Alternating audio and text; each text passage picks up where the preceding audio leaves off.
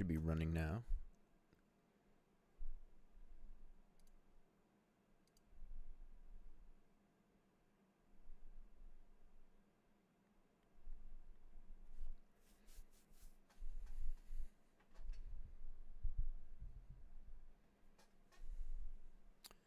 All right. Now live with my second terrible JavaScript game development stream, working on my personal project TraceRacer, or at least that's the working title for right now.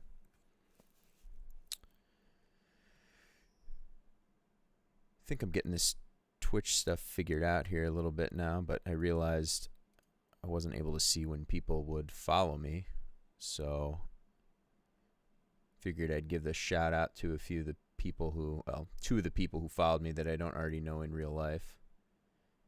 So Gears in Motion, thanks for the follow, and Zero to Hero Dev, thank you for the follow. And I realize I'm talking live with 0 viewers right now, but I will be uploading these. I am uploading my streams to YouTube.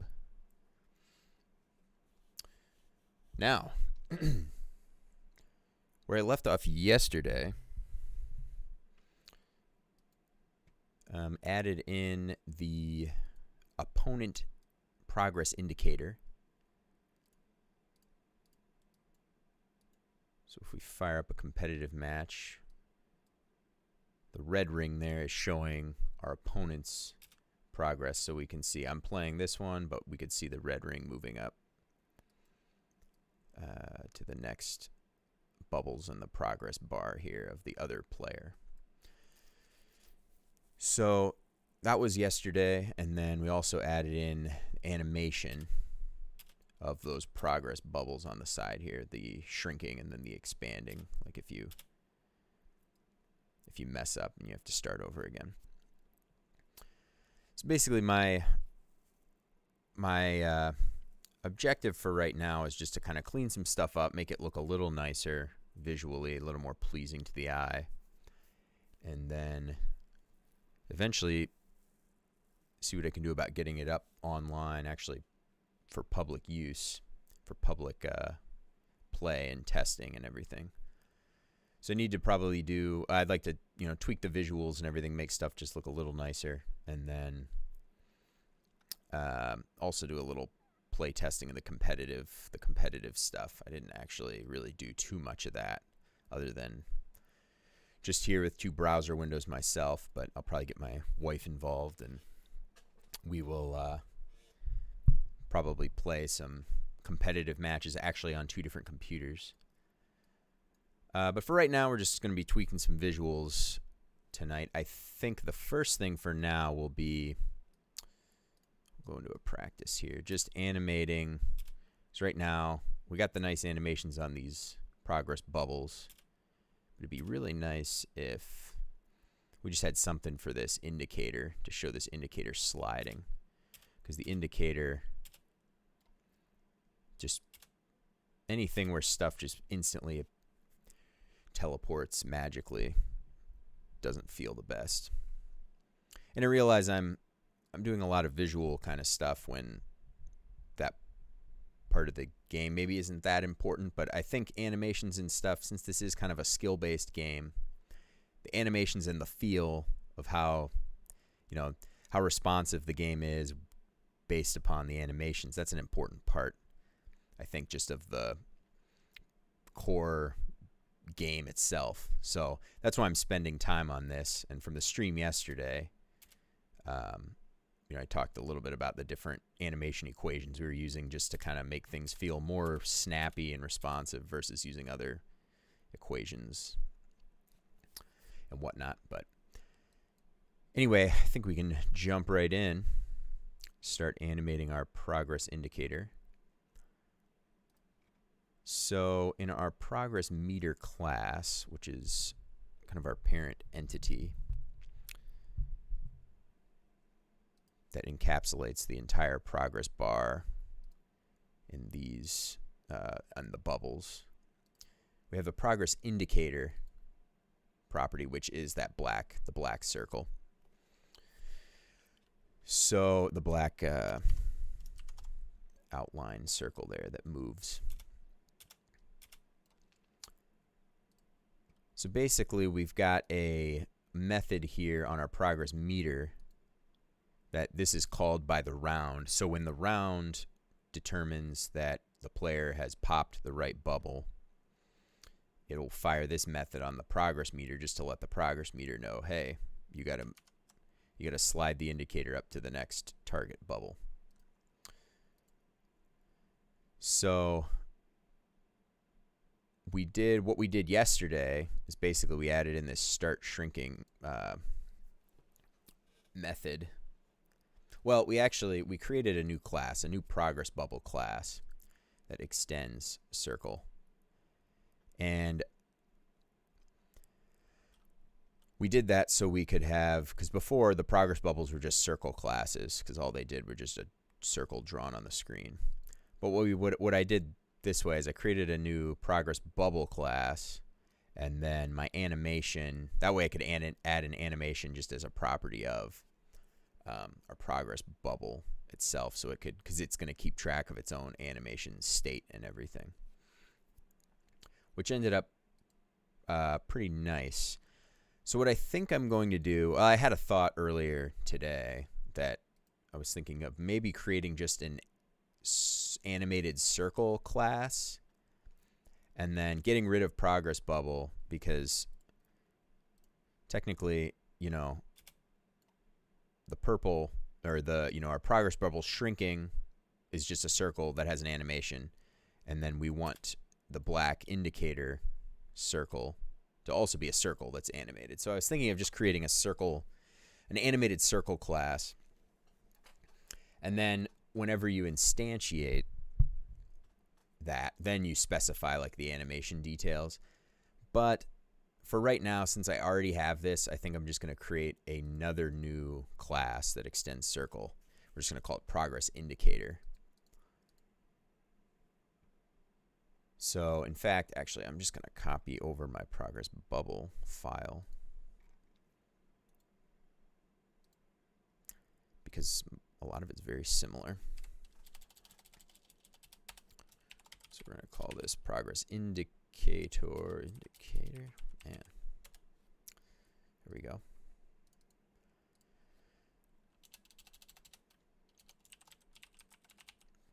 So now we have a new class, progress indicator, that extends our circle drawable entity. And this one, I think we're going to have kind of the same scenario where we have an anim property, which is an animation. Excuse me. Gotta get a sip of water here.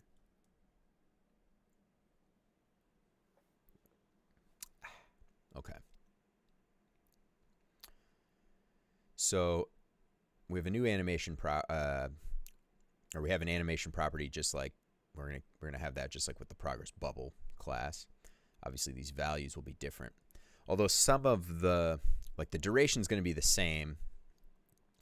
So I think it makes sense to have, as you know, well, I don't know, maybe it needs to be faster. We'll play around with it. I was thinking this duration of 300 milliseconds would be the same between those bubbles shrinking and the indicator sliding up to the next target bubble. So when this shrinks and it's finished shrinking, this would also slide. But I think this indicator may need to be a little... Honestly, when you play, though, you're not really looking... I don't think you're really looking at the indicator that much. Just especially since those bubbles shrink. Well, whatever. We'll leave it. We'll play around with it once we get there. So, yeah, I'll just leave this stuff as it is. So in this case, we want to, let's go back to our progress meter class. I'm going to close this progress bubble. We don't need that anymore. Player input, we can close that too.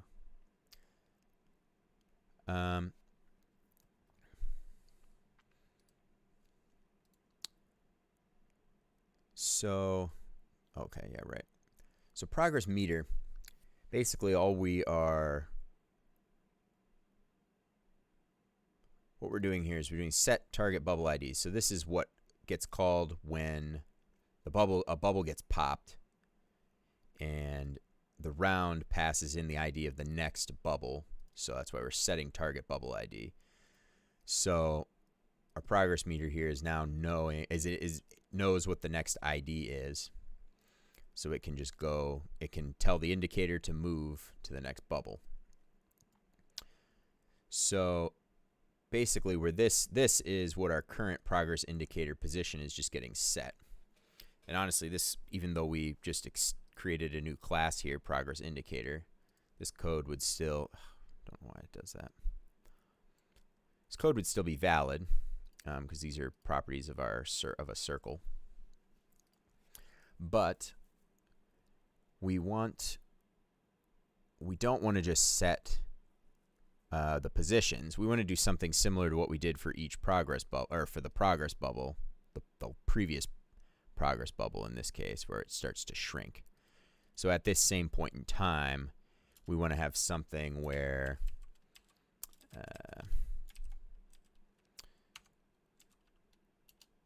we'll have this dot progress indicator dot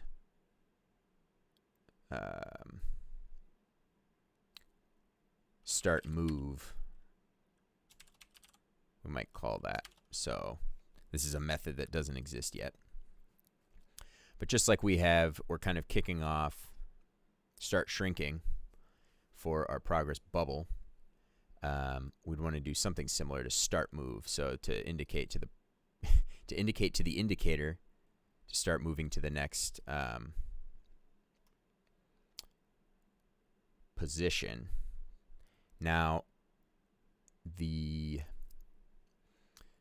progress meter itself knows the position. So in this case here, we are setting the progress indicator's position based on the indicator, the progress bubble, the next target bubble's position.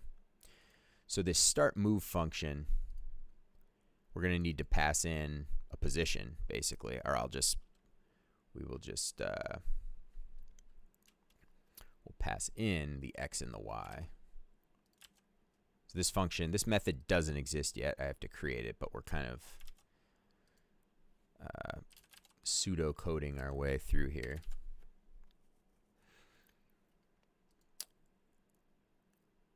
So we'll leave these commented out for the time being. I think I can get rid of this now. This is old from yesterday. Don't need to worry about that.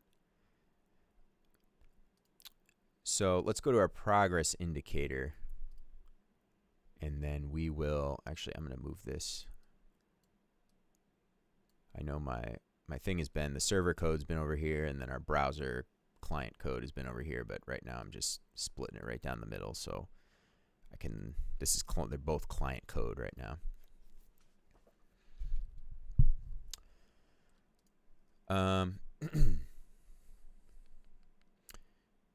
Okay, so we need to, so I copied this, our progress indicator JS file was just duplicated from the progress bubble JS class we created. So I want to keep some of this code handy, but we're going to be creating some new methods here.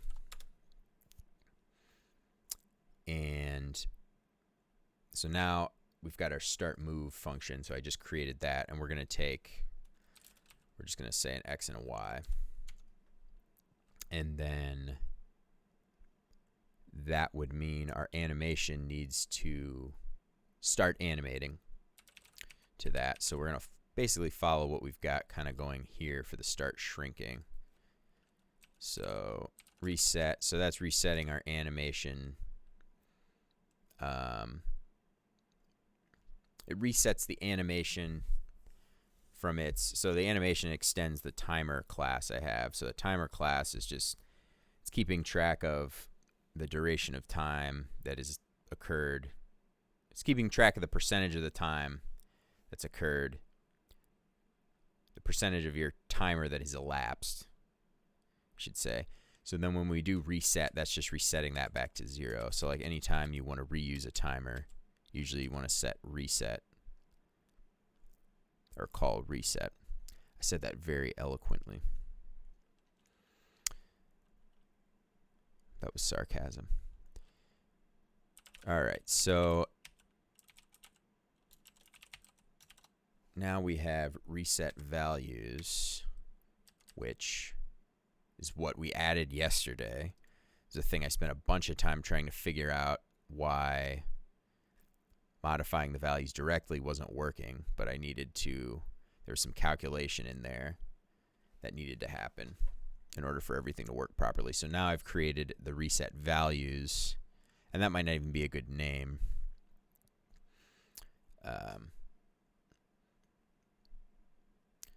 But, or maybe we could even like reset, maybe we could combine these somehow.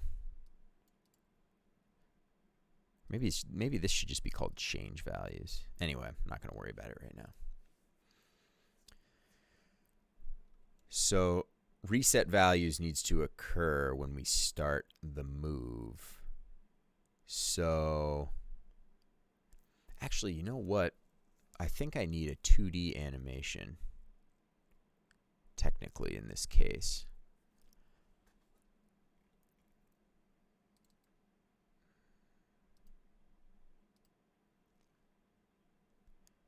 Oh, and I need to fix that as well. Params. Okay. Yeah, what we're going to do is use a 2D animation. So a 2D animation is just like a slightly nicer way to animate. I mean, it's still doing kind of a linear, one-dimensional animation, like a single animated value, but it's just got some nice helpers for you to animate like an X and Y. So like you could move from any X, from any two-dimensional vector to another just with a single class, rather than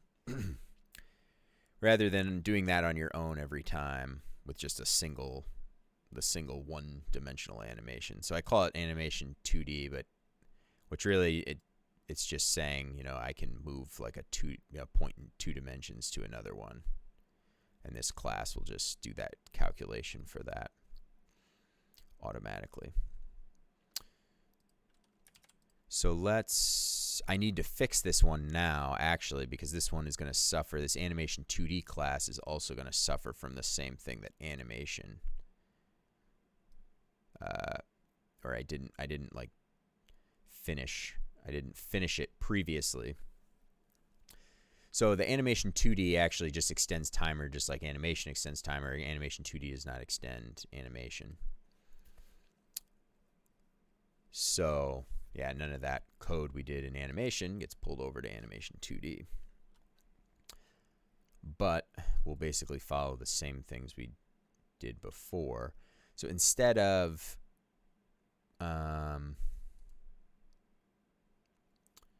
yeah, we're going to just do this dot start val equals params.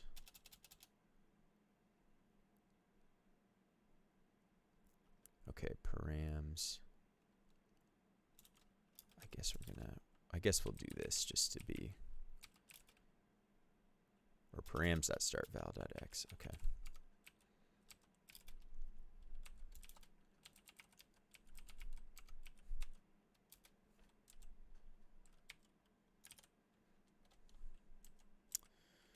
Okay, this dot endval.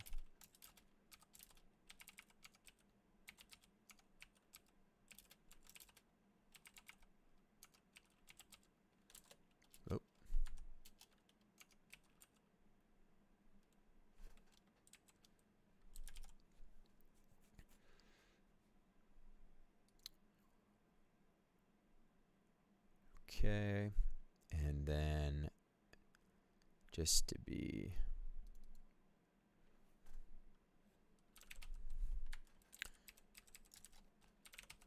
safe here,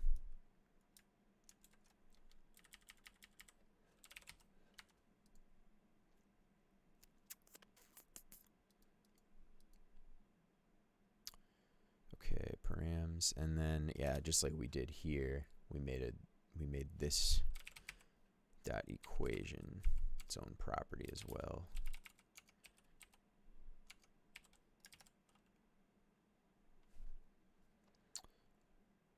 And then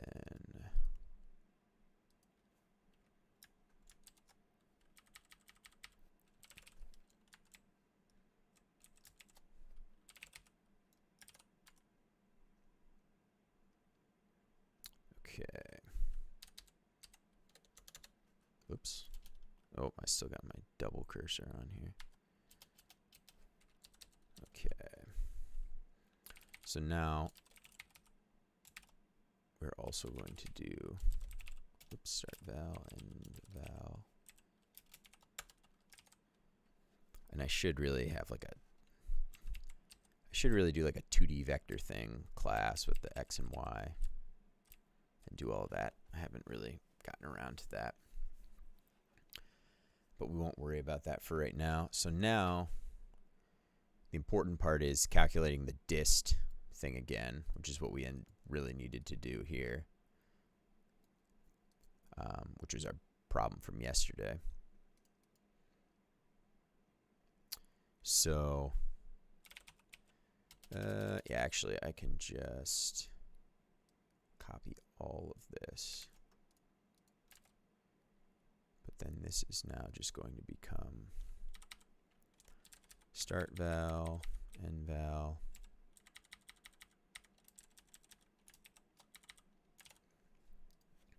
and start val and end val are just in the normal animation, those should just be numbers. But here they should be 2D vectors. Basically an object that has an X and a Y value. I don't really need to make that more apparent here. That's kind of obvious just for myself. I shouldn't screw that up in the future. I should know if I'm doing 2D, I should know that these are supposed to be 2D vectors.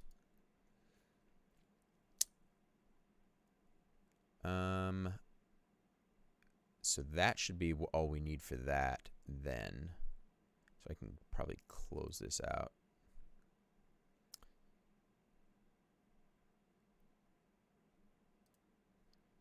Actually, let me just double check everything. This.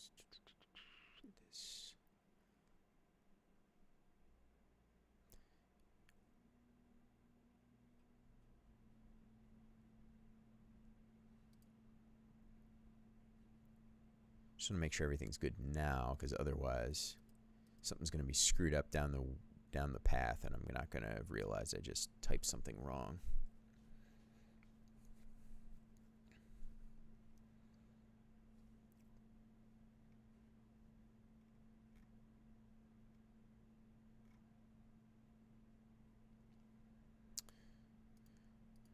All right, so I think we're good. Everything looked pretty good. Famous last words.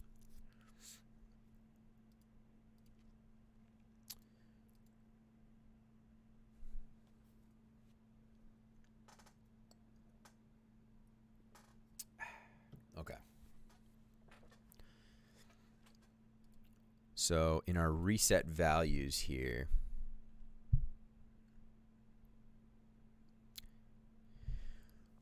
we're going from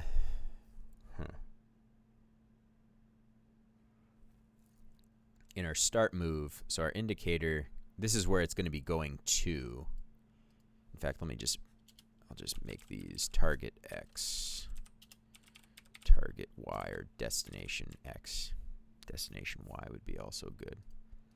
But I've been using target kind of to mean target, the next target bubble. So we'll leave that. So our target X and target Y are coming from our progress meter, because our progress meter is the one who knows the positions of all the progress bubbles individually. And we need to slide up to the next bubble, the next progress bubble.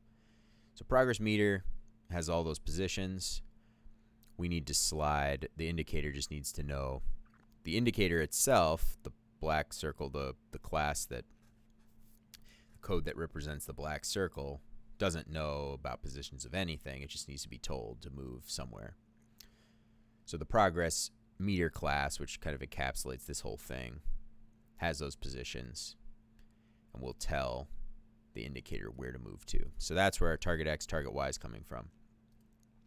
And that's where our start move, moving to the next, because our round is telling us, once again, our progress meter doesn't know anything about the state of the game. The round, which is keeping track of the state and where the player is supposed to be tracing next to with the mouse, it is calling this method and then passing the ID of the next target bubble and then the previous ID of the last bubble. So this should be as far as we need to go here with this. So let's reset our values here. So I'm kind of basing this off of what I did for the progress bubble class. So, well, in our case here, to start move, we're moving to these positions. So we'd be animating from our current position. So we can just pass in our current pose. Yes, this dot pose, which is our 2D vector of our position, our X and Y. And then reset values of start val and end val, right. And then we have our new target X and Y, target Y.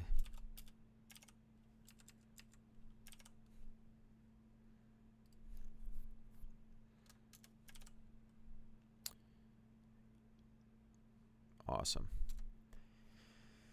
And then anim resume, we call to resume the animation.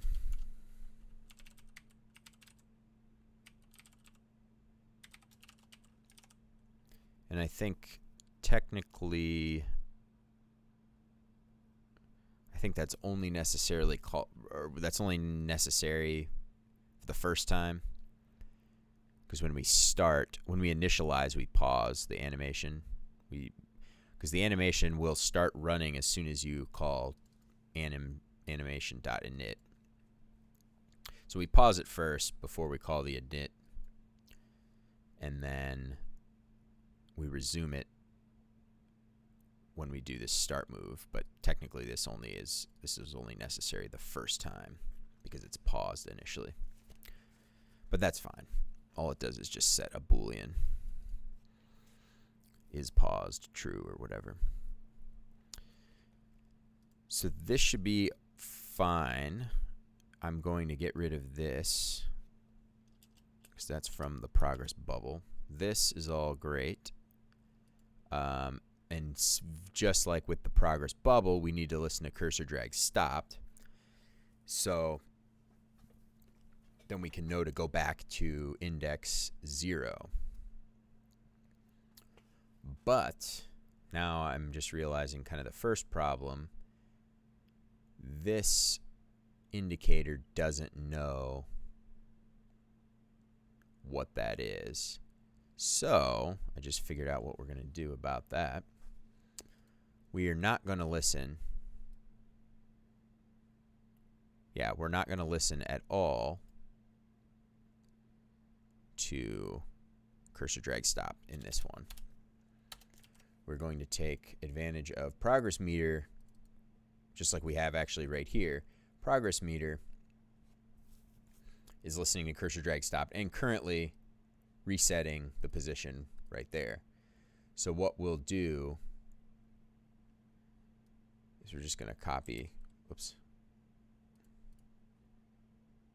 if I had my fingers on the right keys here.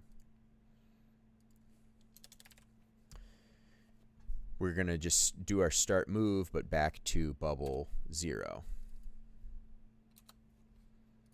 So yeah, I'm going to get rid of that because that's from yesterday. And these, I'll just leave these for right now. So that theoretically should be all we need to get everything going. Now I need to actually use this new progress indicator class when we create the round. So the progress indicator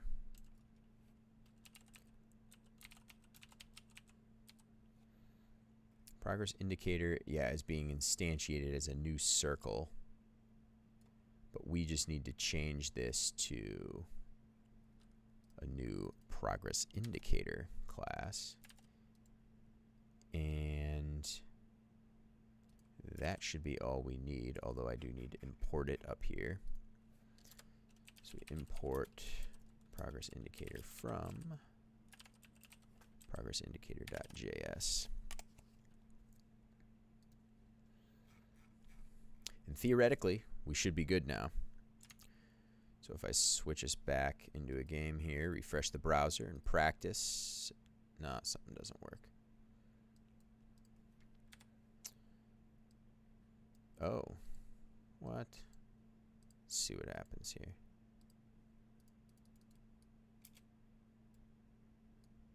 It popped up for a second there. Okay, it pops up after the second round.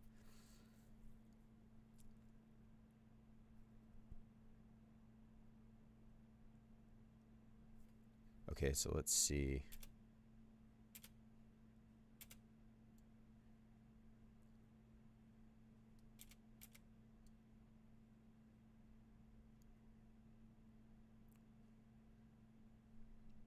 Yeah, something's not right there. Oh, and I still have this started shrinking message in here from the progress bubble, which we don't want. Yeah, I'm just going to clean all of this up here.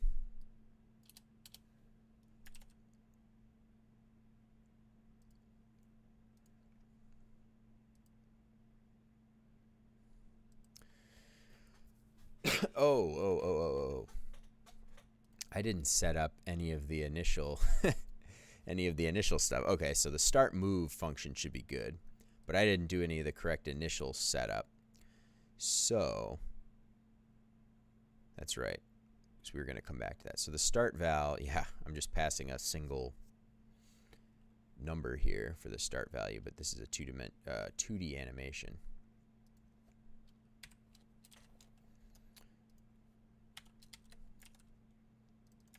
So we do animation 2D, and then start val needs to be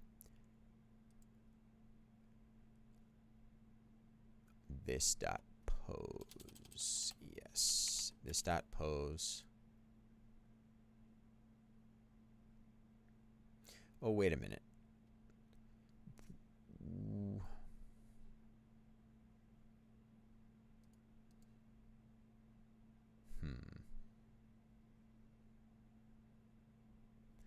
Actually, this really shouldn't.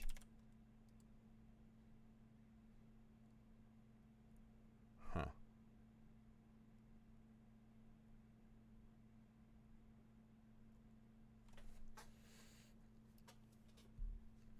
Oh, right.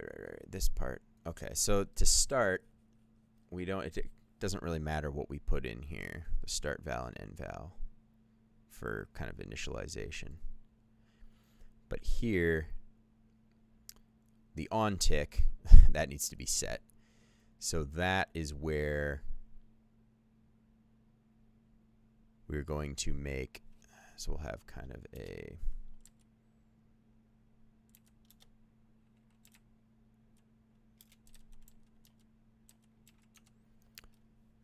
Going to a multi-line on tick here.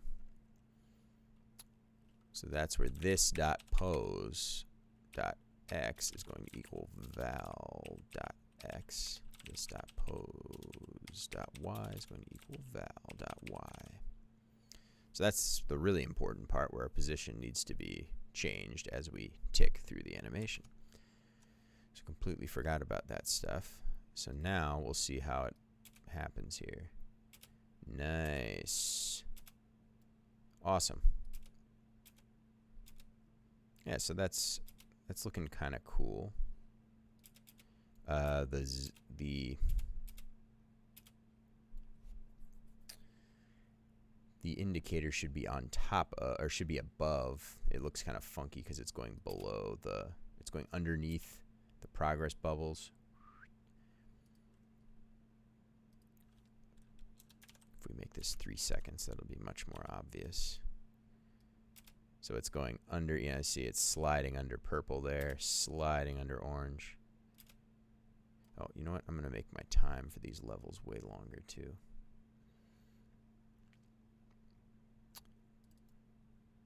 So 50 seconds instead of 50,000 seconds.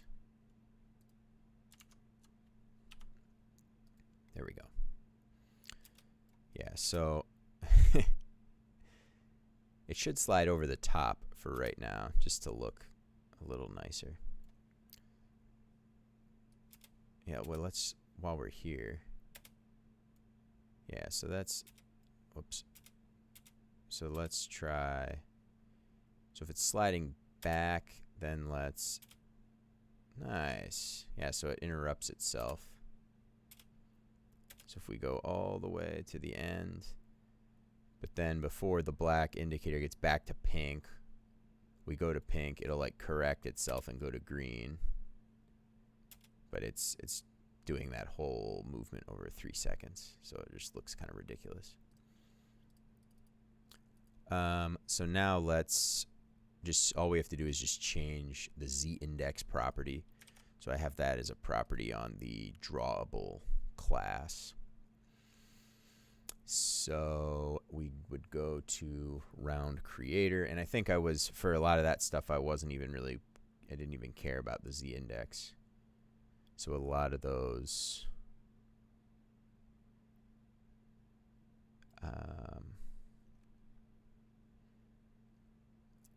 okay, so progress bubble, yeah, I'm not even setting a z-index property.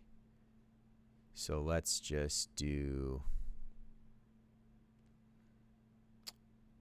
default, let me see, drawable is a default z-index of 0 probably, right? Z-index 0 for drawable. So let's just make our indicator z-index 1, because it's never really going to collide with anything else anyway. Do I have that right? No, I'm inside of the position object here. Get out of here. Okay. We need to be here. I should really have these just on separate levels. I don't know what I was thinking before. Trying to not create a million lines for myself, but this would just be much more easier to read. Okay. All right, so now we're setting up z-index of 1, so it will go later in the list of things that get drawn. So it will no longer be, the indicator will now be sliding over the top of the bubbles there. Whoops. Nice. Okay. Obviously the 3 second thing is kind of ridiculous. Let's go back to the 300 milliseconds.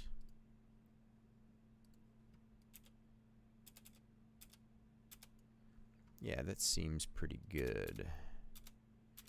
Although honestly, like when you're playing this game, it's so fast, you're kind of just looking out of the corner of your eye over here. So you don't even really see the indicator so much, as you're just kind of looking at the colors. So the indicator, I think, is kind of pointless. Like the fact that these, the bubbles you've already popped just kind of shrink. Like that's kind of good enough. Oops.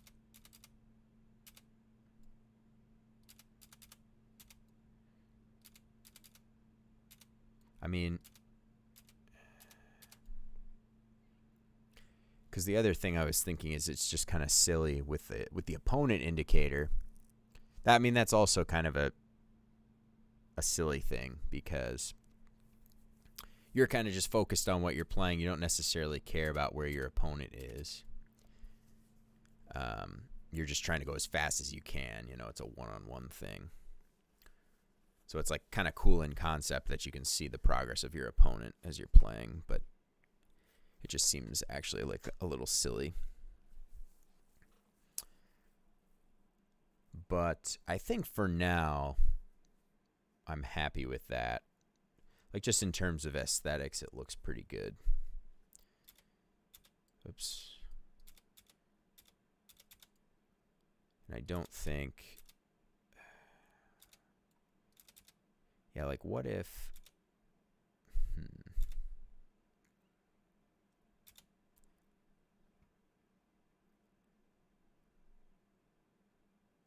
What if it was just a thicker line? Well, I'm not going to play around with that too much right now. If this is a thicker line, like it might be more practical. But just from aesthetic side, then it would look a little funny. It looks kind of cool that this is the same line thickness. I think it's like a 2-pixel line thickness as the boundary. Like this section looks good. You know, for just being terrible circle graphics. You know, it doesn't look like utter garbage. The hourglass here looks bad. And that might actually be something we work to fix today. Let's see. Oops. Oh.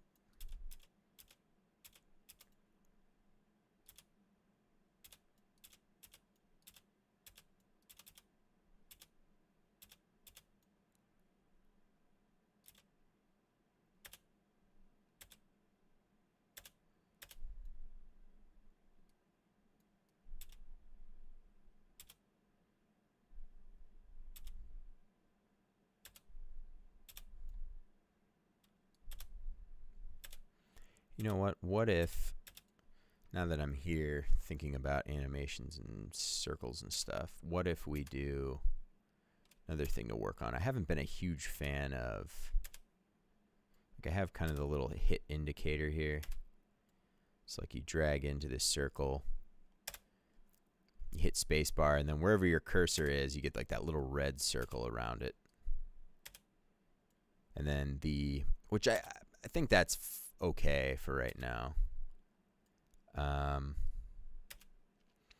But then the bubbles themselves, so like when you go inside, so dragging into the bubble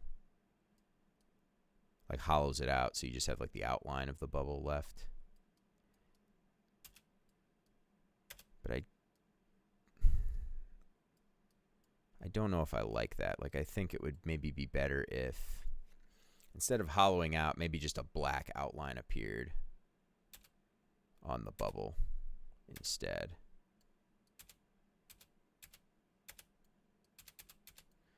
Now, if I look at bubble, oh.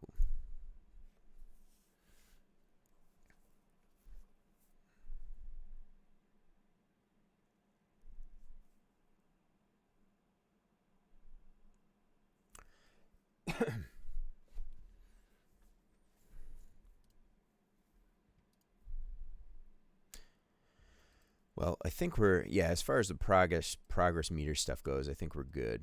So we'll leave that. So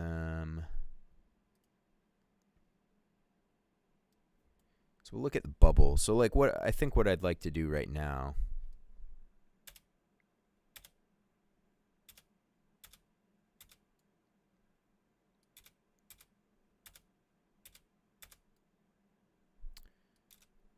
I just want to see what it looks like if, so when you hover or when you drag the mouse inside the bubble, if it just, instead of hollowing out to just the outline, if we get just a black ring around the bubble as it is, and then we'll keep the little hit marker there, which there's another little bug where the hit marker doesn't always fade out completely. Like, yeah, it might be hard to see on the stream, but there's like a little outline of the circle there. So for some reason that color doesn't fade all the way to 0. So I'd have to look at that at some point, but not a big deal for now.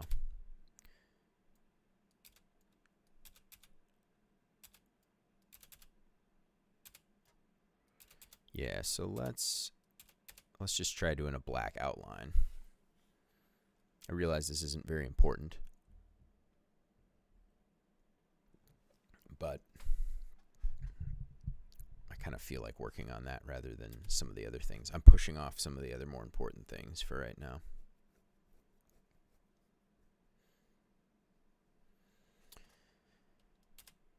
All right, so I think, so my bubble, the bubble class is a little funky.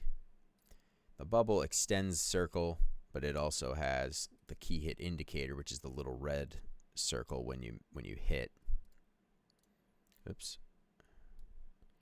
That's the little red circle that pops up there. So it's, the bubble is an entity that has a child, and a bubble, a drawable entity that has a child entity as well, and it also keeps a couple animations here and everything. So what I think we're going to end up doing is just another internal circle property here. That would be, okay, so I just want to make sure I understand. So we have two animations, bubble fade timer, key hit indicator fade timer. I don't know why I call those timers and not animations. Yeah, that's kind of weird.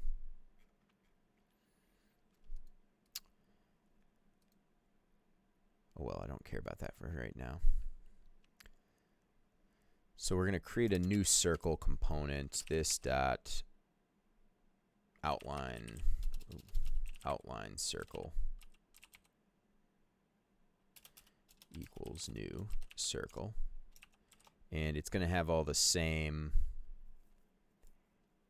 It's going to have all the same properties. What is the z-index of a bubble, though? Quickly, because I want to make sure. Bubble.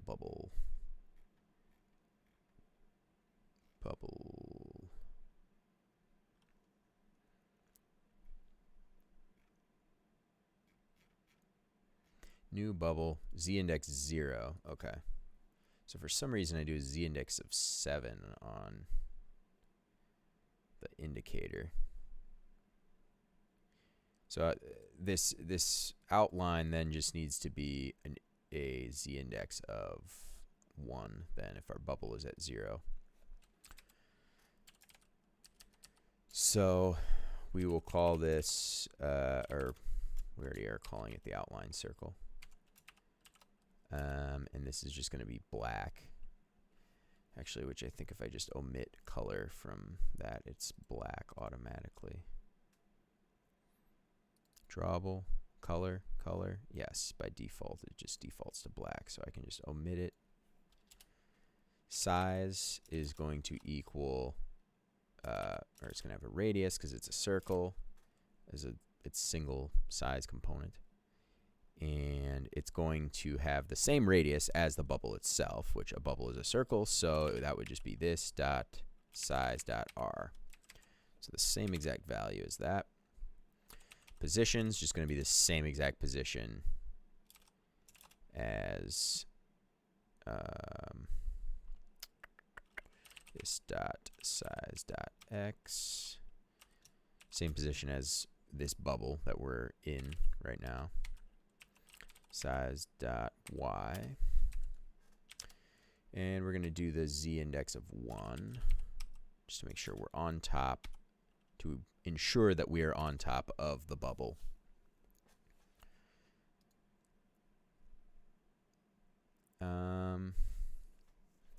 Now, yeah, the other thing is we need to just set this draw style, to stroke, so that means the outline rather than a filled in circle, a shaded in circle. So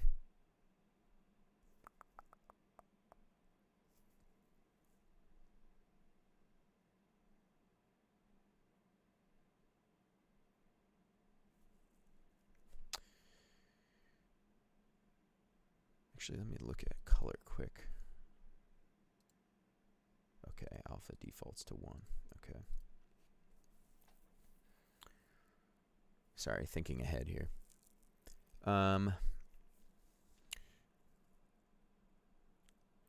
So our outline circle, I think, yeah, with the 2, that should have the 2 pixel radius, or sorry, board, like 2 pixel line thickness for the stroked circle.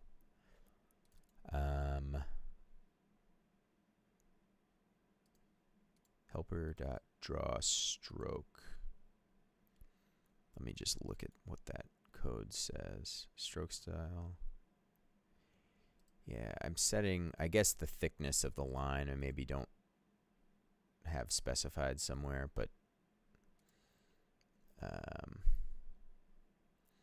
not really going to worry about that right now.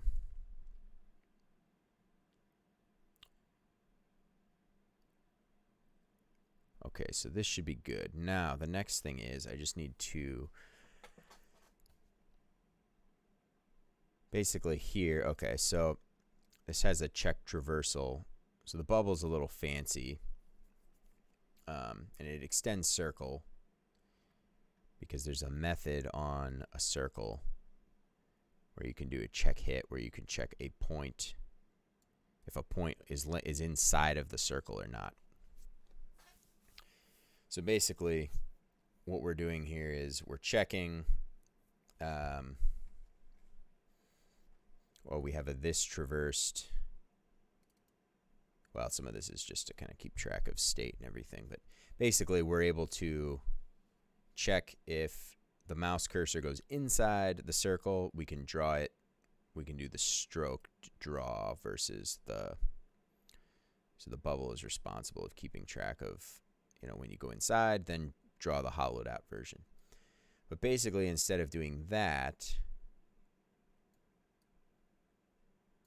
we want to switch between, we want to toggle on our border now instead. So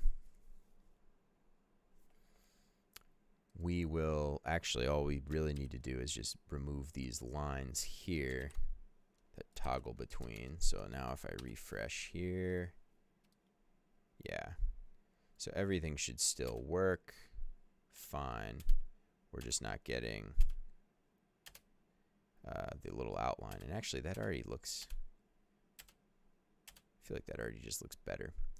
So now we just need when you go inside the circle, we'll just have the black line appear.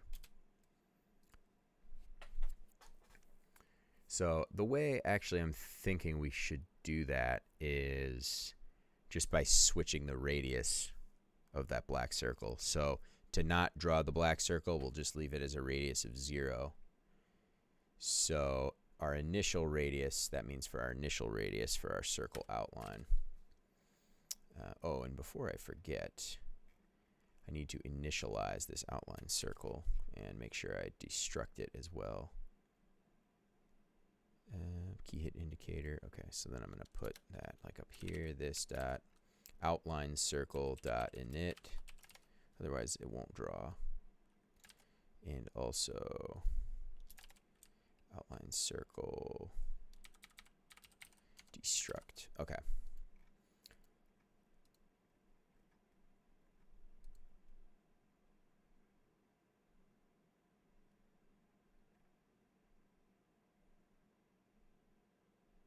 So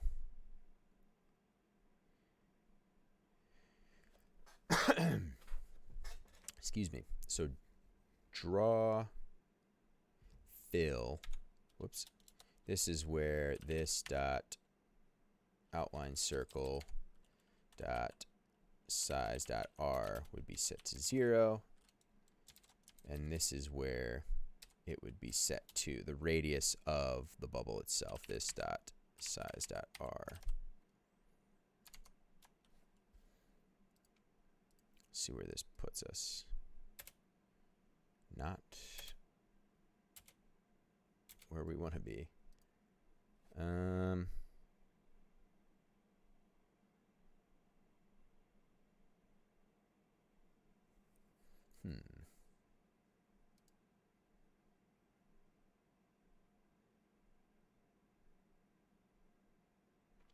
Oh yeah, the other thing is we'll need to fade out the outline circle as well.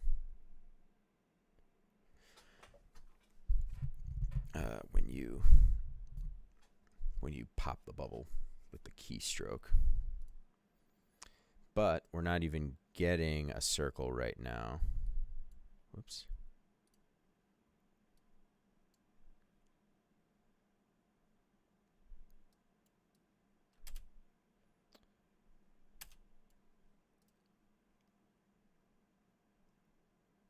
So we need to figure out why that is.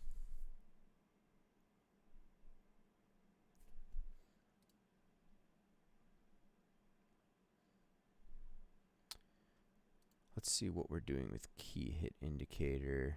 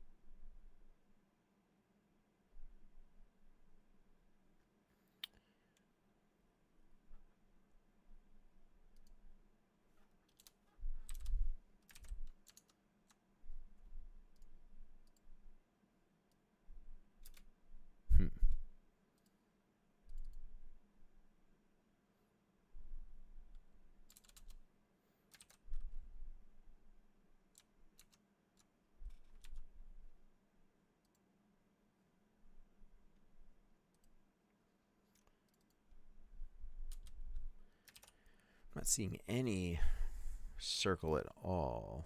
So something's happening where we're not drawing it. Let's just put the color in there. I mean, I just looked at that, at the drawable class, and the color was filled in on. If you omitted the color, it would fill it in with a black color. But this is red. Oh, and I have radius at 0. Let's just set radius to 400. Oh, wait a minute. Oh, yeah. Well, we should, at this point, as far as I can tell, we should be seeing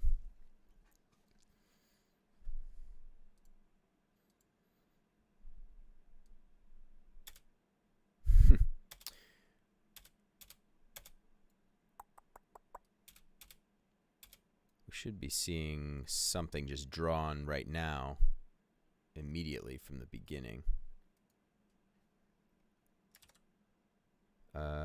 Just for kicks.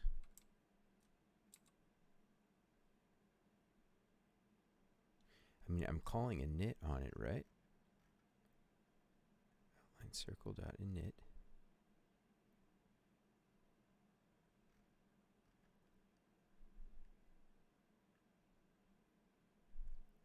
Okay, so on init, let's just print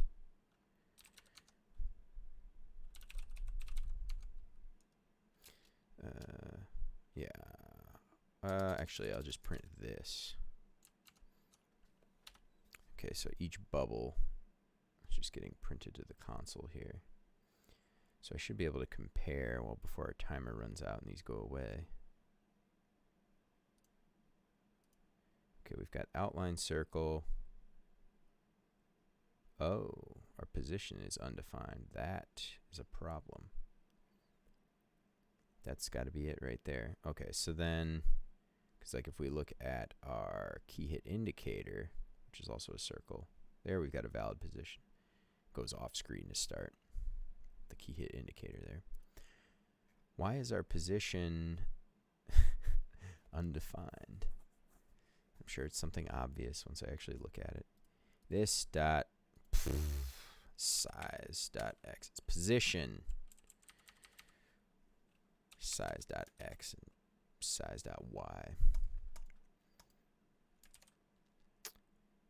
It's position. Okay, gotta love JavaScript for not really helping me with that. Okay, so now I am confident enough that I can do that, and that I can do this.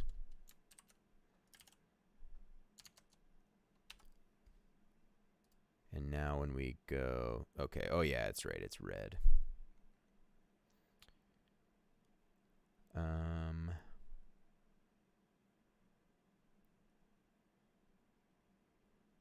Let's just make it black. Oh, I can just get rid of the color. Oh, wrong one. Outline circle, get rid of the color.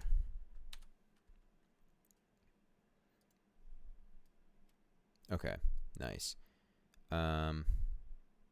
Yes, so I need to also, okay, so when you traverse in and out the black, the outline works as expected. But like if you release the mouse here, it doesn't, because it's not listening. It's not responding to that cursor drag stopped event at all. It's only checking that one condition.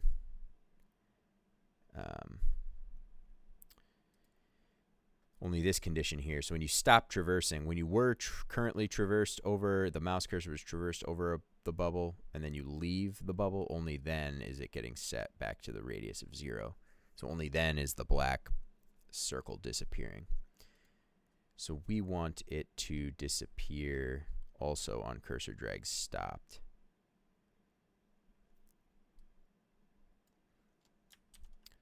So we will throw that after the key hit indicator code here.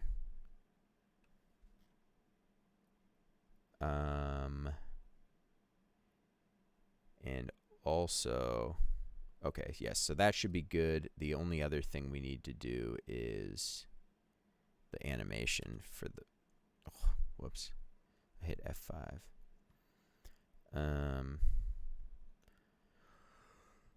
So now I'm debugging.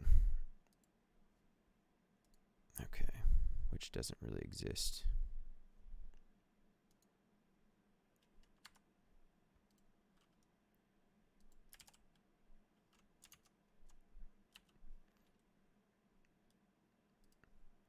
Okay, so yes, so now it's black. Now if I let go of the mouse, it goes back. That's really nice. Let me stop printing these.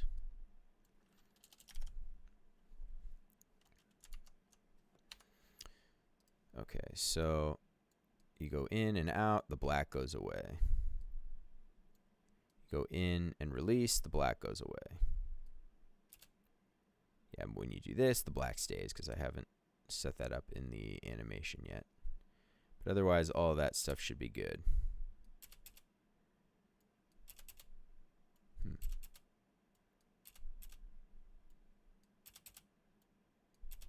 Nice. What is the time on these fade? 400 milliseconds. Okay. I was going to say it felt pretty close. The time for the bubbles here to fade out feels similar to that, off by 100 milliseconds. But yeah, you can kind of tell it's slower.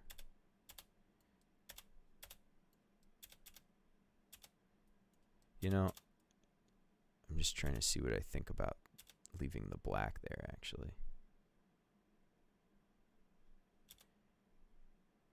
It would be interesting if, like, the game didn't let you, like, traverse back over your own line or something. But that would be just really hard to manage, because when you play really fast, if I could do that, when you play really fast, you tend to trace back over your own line, you know. So if I had some checks for that, or if tracing back over your own line were to cause a cursor drag stop, that'd be just really frustrating, because you'd trace back over your line. Just like a little case like that would end the or force you to start over again, which wouldn't be very much. You'd have to be just like very careful all the time, just not to. You'd have to be going like this the whole time, which would just be kind of annoying to avoid everything. So that's making me also think I'm going to need to get rid of the trail, the cursor trail as well, which looks wonky when the console's open.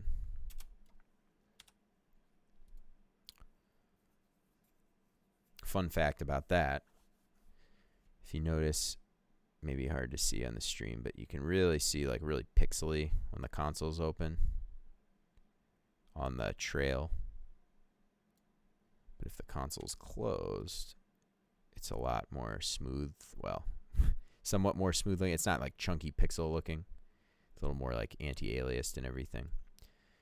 The reason for that is when the console's open, your mouse actually, so I have a 1000 hertz mouse. So when the console's open, the browser's actually receiving 1000 mouse updates per second, which comes out to like 9 per frame or whatever. Because I have a 120 hertz monitor currently. But when you close the console, it goes back to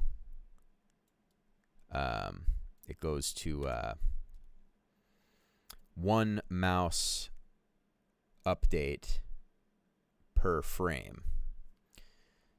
So it's just receiving, in this case, like almost 10x more mouse updates when the console's open than when it's not. And I guess that's just a Chrome thing. Different browsers or whatever. I haven't tested this in other browsers to see how that works. But anyway, so I'm kind of liking, I don't know, I you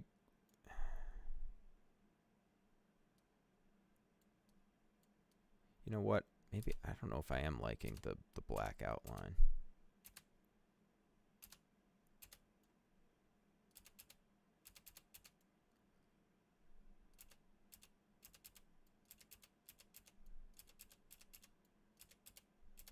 Well, for one, it needs to go away for sure. So let's do that before I make any further judgment calls.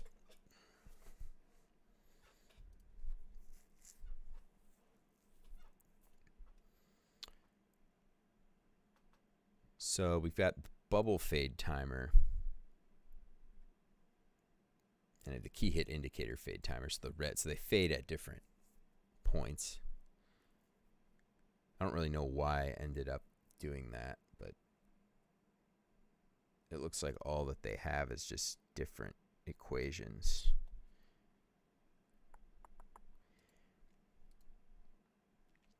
But we want to tap into the bubble fade timer, I think.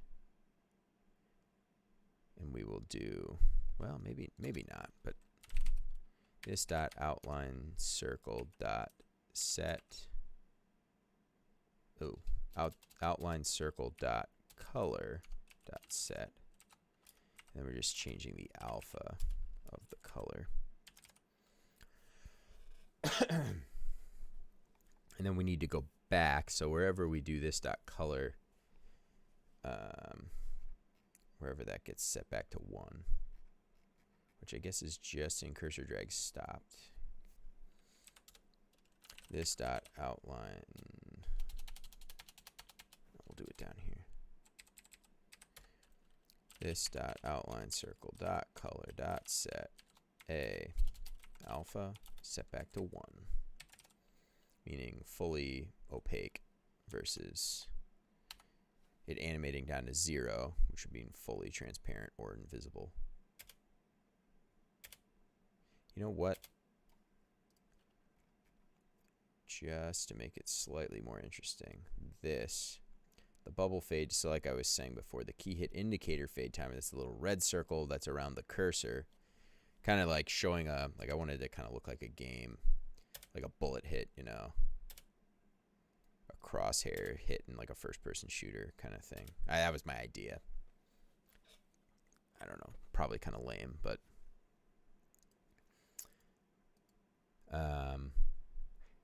I'd like to actually move. Okay, so, well, so what I was saying about that was the key hit indicator. So we got two animations here, one for the bubble itself as it's fading out, and one for the indicator to fade out, because it just kind of felt nice that like the indicator fades out a little. I guess in this case the indicator, they fade, they have the same duration. The animations have the same 400 millisecond duration, but this one would fade out. Yeah,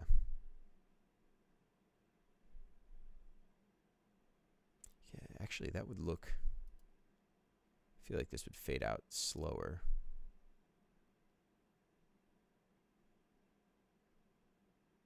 All right, whatever. So let's move the outline circle down into this.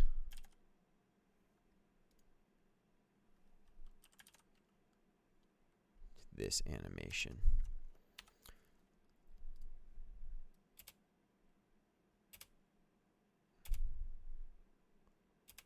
Yeah, it's slightly more interesting.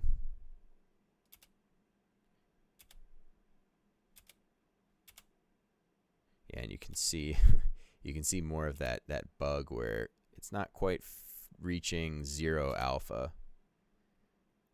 It's like somewhere slightly,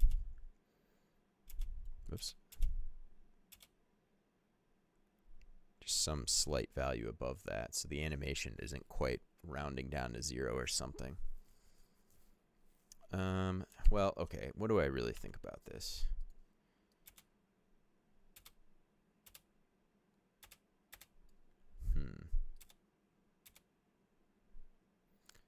Actually, I don't think I like. I actually don't like it here.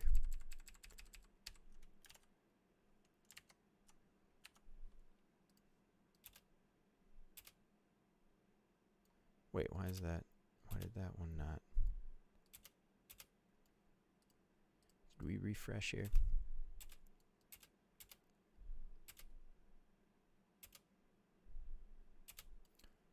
What? Oh. I did something wrong here. Okay. I moved the wrong thing. That should be here. This needs to go up here. And then, yeah, that's better.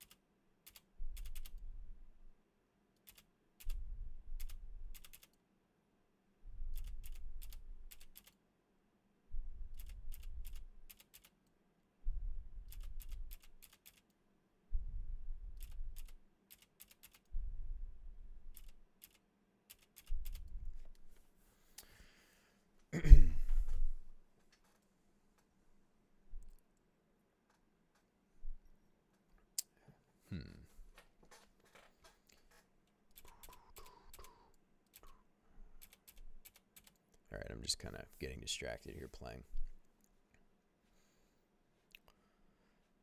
It's 9:05 p.m. here for me, and that's a little late. So I'm not sure how much more we'll keep doing here, because my brain is kind of fried. But I think for now, I'd rather not spend a bunch of time trying to figure this out. All in all, the fade out on these feels okay. I might just tweak the animations. I think this, I might tweak the animations a little bit. I think this outline deal is like good enough.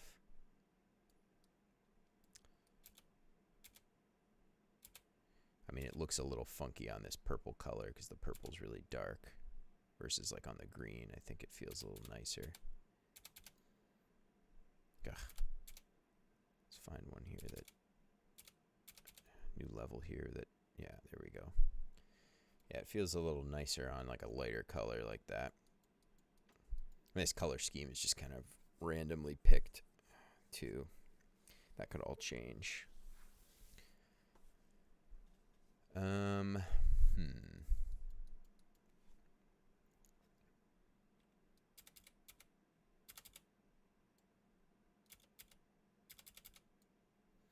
Yeah, I mean, everything else is feeling pretty good.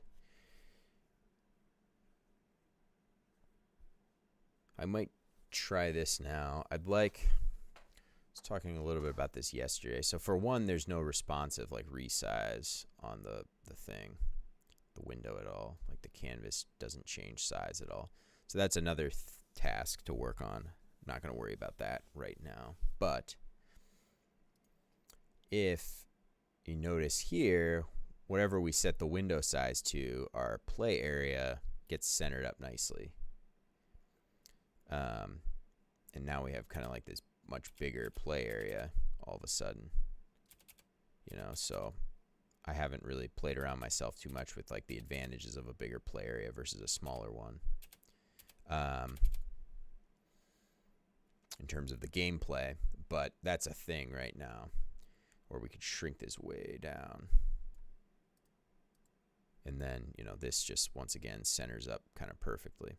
But these things, you'll notice the hourglass, the timer here, and the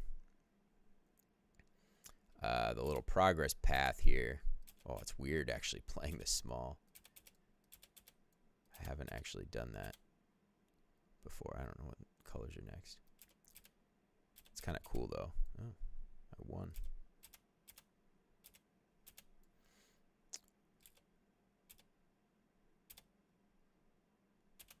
Okay. Let's full screen it. Nice. Yeah, I mean, when it's big, you really got to move the mouse far, so I feel like it's more advantageous to have it smaller. But at the same time, you'll have better accuracy, you know. The circles, these circles are much bigger. Anyway, I'm getting distracted here. I'm going to look a little bit just to see how feasible it is. Because from the stream yesterday, from the last stream, I should say, these bubbles don't, well, obviously the hourglass and these progress bubbles don't change size at all when you rescale the window. So they're just like hard-coded pixel sizes, right? Which is bad. But I want them to work more. So I kind of like, I'm moving this over to my other window. I kind of like the size that they are in relationship to a 1080p window. So that would be like this here. So I kind of like that ratio of like, let's just say the ratio of this circle to this circle size. I kind of like that. I think that's good. So these are always 40 pixels right now, but this one changes. But I'm saying like the relationship in size between this circle and this circle feels pretty good, like at this scale here. So I want to figure out what that ratio is right now. And hopefully I can I do that? App.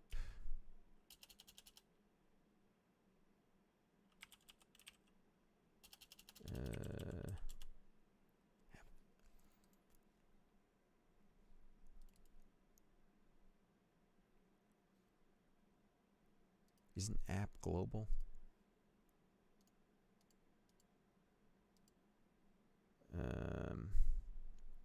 All right, I guess what I'm going to have to do is just print the play area radius to the screen from the console when I do that. So we generate a play area every round, a new play area every round, right? Yes, so there's like a special little formula here to generate the radius.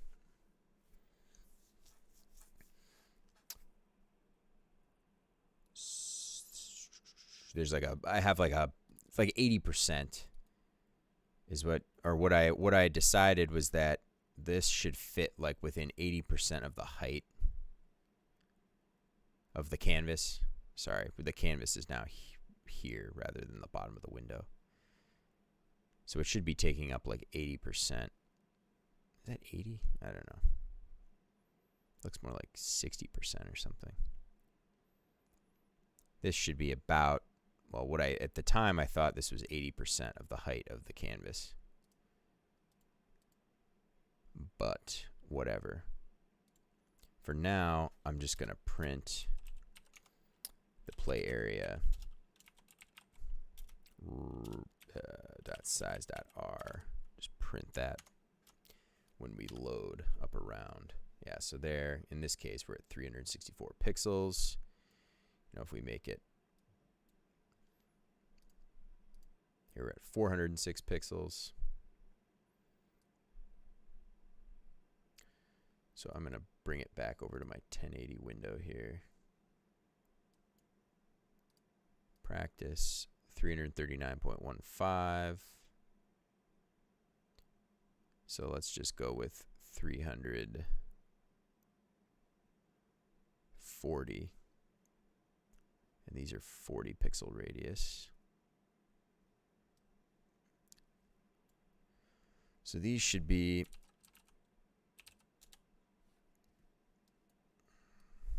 these circles should be 40 divided by 340. Oops. Should be about 12% the size. So what's the best way to do that?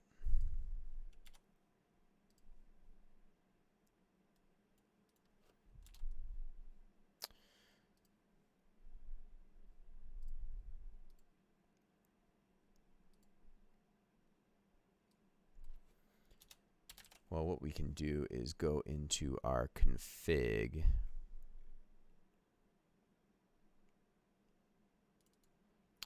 and add in, yeah, here we got a progress meter, bubble,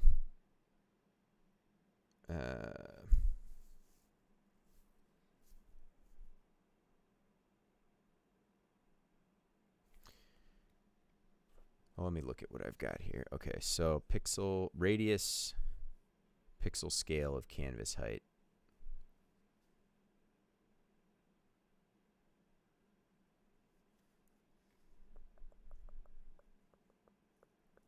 $35.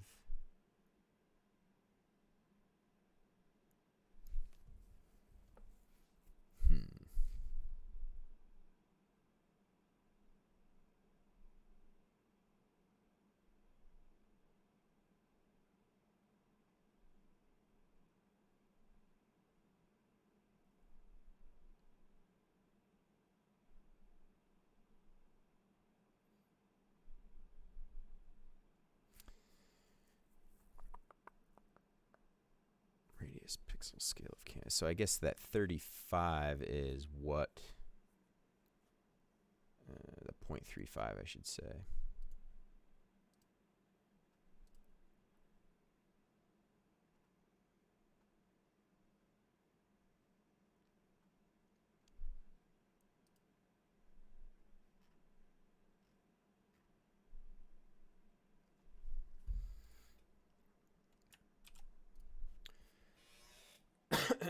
Excuse me.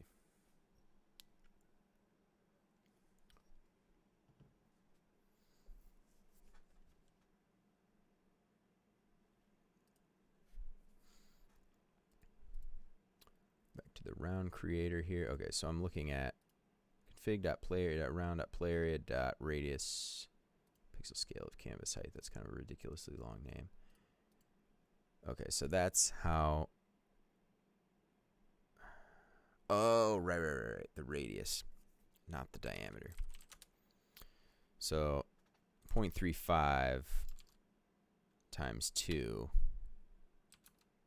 is a 0.7. So that's why we're getting, so that's what this should about look like. So the play area should be about 70% of the full canvas height, and then centered, you know, it's centered up. So the 35 is just the radius. So the radius is 35% of the entire window. That's what we're looking for. So I'm trying to think of the best way I want to, well, so the reason why, well, I'm doing like a units kind of thing for the server. When you play a competitive match, the server is generating positions just to show this, for example, here.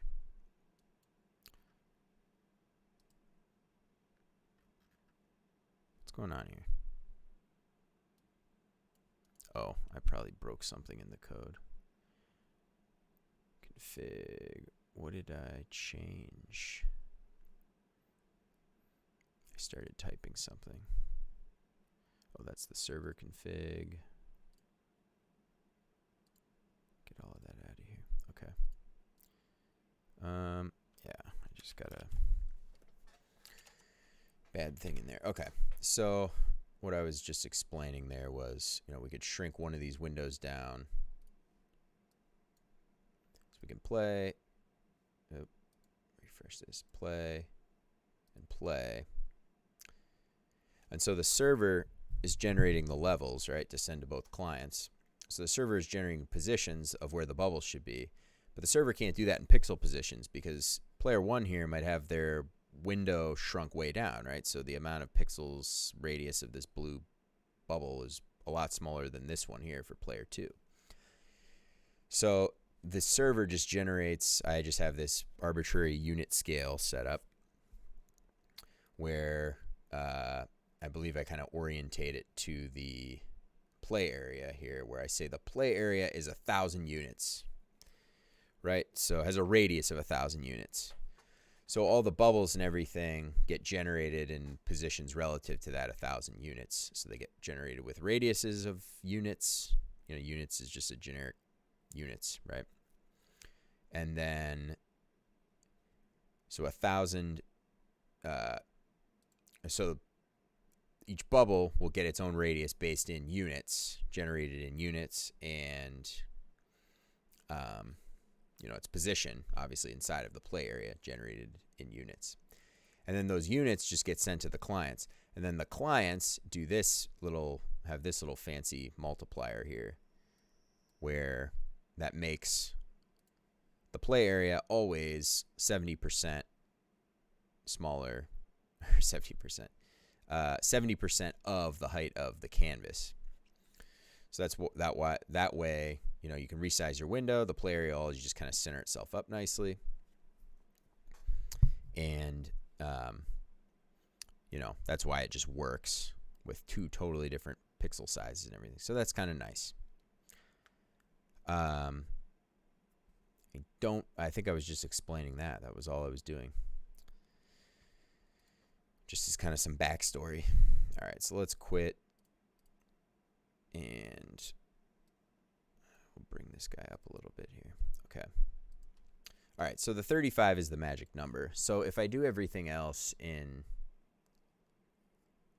I mean, units really only matter for like the play area and the bubbles in relation to that, because that's what the server is going to be sending. Everything else can kind of be, doesn't necessarily have to be calculating off of, or, you know, be originally referenced in some sort of unit scale and then converted down. But it should be somewhat, it does need to be some sort of ratio of something else. It needs to be orientated off of something else. So I think we said like our progress bubble radii should be 12%, let's just say. Yeah, let's just say bubble radius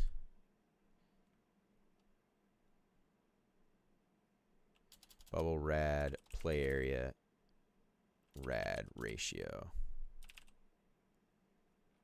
is going to equal 0.12 just for right now.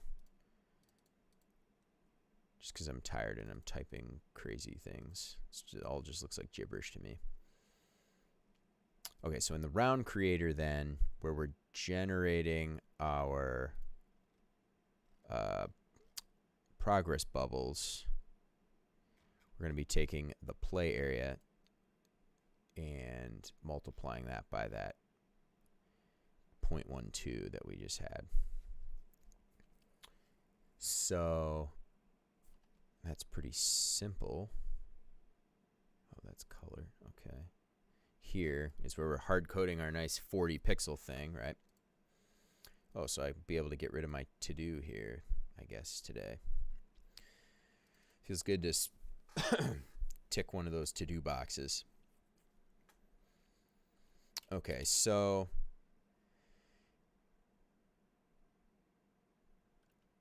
we want to look at config.round.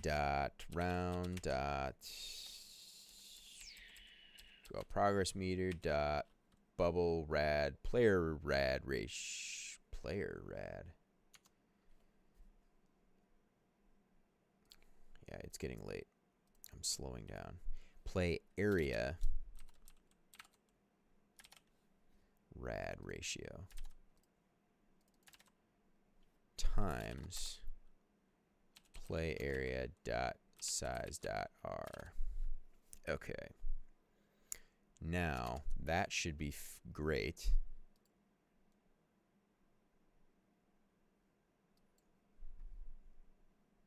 Right? I think we have, so let's scale this down to really see the difference. Nice. Okay. So there we go. So now that's just the radius. The radii of these circles is now calculating off of that. So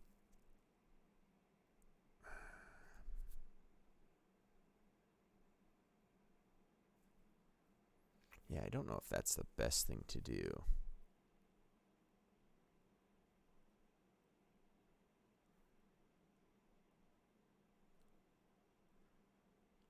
The other thing I need to do is actually just center up the progress meter in general, because it's right now it's not like centering itself up. Like this centers itself nicely in the canvas. This does not. It's just another absolute value, you know, from the top. And also from the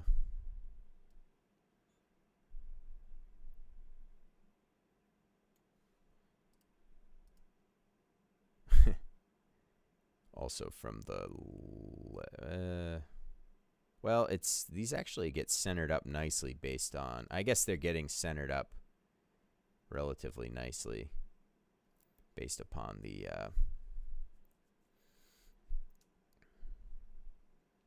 yeah, like this spacing here and this spacing here is relatively close. So I did do something like that.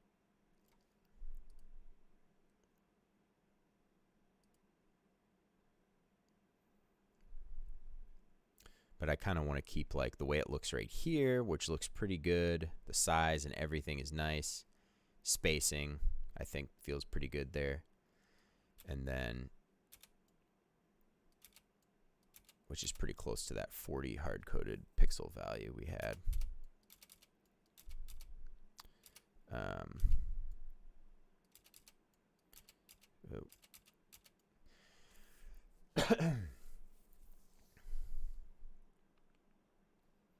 Yeah, but I think it's getting too late for me to really keep thinking about this. I'm going to start making some bad decisions. So I think I'm going to sign off for now, but just to quick recap, what did we actually do? Well, we got the indicator sliding. That was the first thing. So our indicator is now sliding nicely. So that just looks a lot nicer. You know, when you mess up. In fact, the best part is probably when you mess up. It just looks kind of cool going back. The other thing we did was I just altered what kind of was already there I made it so that when you hover over the circle or when you trace into a circle, now there's just a black outline, which I don't really know if I like that. Before it would just hollow out. We might end up going back to something like that. So we did that as well, and then started working on getting this progress bar to actually, the progress meter, to actually be scaled to the size of the window and everything. Which currently all we got for that is just the radius of the progress bubbles, which is not bad. That's pretty good. So, or it's a good start, I should say. So the positions and everything will be next. And I might, the thing is, I might start thinking about having maybe some other, well, I don't know. We'll see how fancy I want to get. But I was kind of thinking of how I want to like organize everything on the window, like lay everything out inside of the canvas, so that I might start thinking about that tomorrow. And I might, in other words, I might kind of have like some sort of object that just keeps track of the layout of everything, so that this like will be centered, but then this would be positioned, in a nice spot. This would get positioned, like some other object controlling the positions of these objects. And then when you play competitive mode, I think like the scores and everything would be like shown below. As of right now, I've got like my scoreboard object that I added in. I think I added that in during my first test stream. Oops. So like right now, that's just a ugly text off to the side, but it would be cool to have some sort of non-text type of thing to show who's winning what and that sort of thing. But yes, I think I'm going to sign off for now because I feel like I'm just starting to talk slower and slower. So I might be on tomorrow for another, tomorrow night for another stream. But for now, signing off. So adios and goodbye.